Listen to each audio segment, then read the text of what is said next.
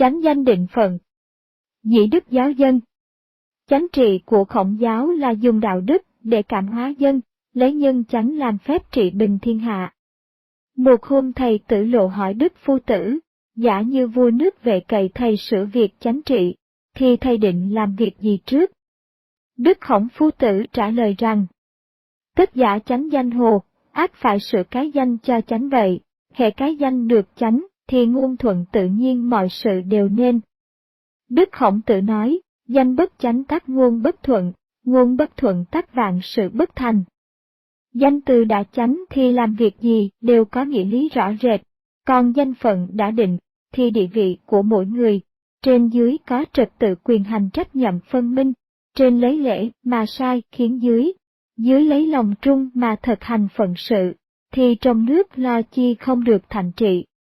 Đức Khổng Tử nói, vì chánh dĩ đức thí như bắc thần cư kỳ sở, nhi chúng tinh cũng chi, làm việc chánh dùng lấy đức ví như sao bắc thần đứng một chỗ, mà các vì sao khác đều quy chầu tất cả.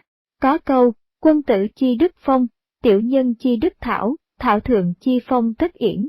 Cái đức của người quân tử, cũng như gió, cái đức của kẻ tiểu nhân, cũng như cỏ. Gió thổi trên cỏ, thì cỏ phải lướt xuống, mà theo. Đây là nói những bậc cầm quyền trị dân, phải giữ đạo đức, thì dân tự nhiên trọn tuân mạng lệnh. Việc chánh trị có 3 điều trọng yếu. 1. Thâu phục cho được phần đa số dân. 2. Làm thế nào cho dân giàu có. 3. Dạy dân cho biết lễ nghĩa. Việc trị dân trong nước là phải lo cho dân được no ấm, nước có đủ người tài đức cầm quyền hành chánh, làm cho toàn thể chúng dân trong nước đủ lòng tin cậy, thì mới đủ năng lực làm cho nước vững bền trường cửu. Người quân tử làm việc chánh trị phải có tài có đức cho xứng đáng mới làm được hữu ích cho quốc gia, nếu tự lượng tài đức của mình không đủ, thì chớ quá tham lam. Đức Khổng Tử nói, đức bạc nhi vị tôn, trí tiểu nhi mưu đại, lực tiểu nhi nhiệm trọng, tiểu bất cập hỷ. Nghĩa là, đức mỏng mà ngôi cao, trí nhỏ mà làm việc lớn, sức yếu mà gánh việc nặng, thì ít khi thành công vậy. Mạnh Tử viết, tam đại chi đắc thiên hạ giả dĩ nhân, kỳ thất thiên hạ giả dĩ bất nhân. Thầy Mạnh Tử nói, đời tam đại sở dĩ được thiên hạ là vì làm điều nhân, sở dĩ mất thiên hạ là tại làm điều bất nhân. Tam đại là nhà Hạ, nhà Thương, nhà Châu, vua Vũ, vua Thang, vua Văn, vua Võ làm điều nhân, mà được thiên hạ.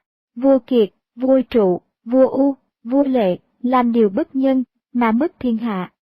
Xem như lời Thánh Hiền đã nói, thì sự đắc thất là do sở hành của người cầm quyền nhân và bất nhân. Những người cầm quyền trong nước mà có đạo đức nhân nghĩa đủ đầy, thực hành theo đường chánh trị của Khổng giáo cho được hoàn toàn, trên thuận tùng thiên lý, dưới phục đắc nhân tâm, thì nước nhà sẽ được thái bình, chúng dân cộng hưởng mọi điều hạnh phúc,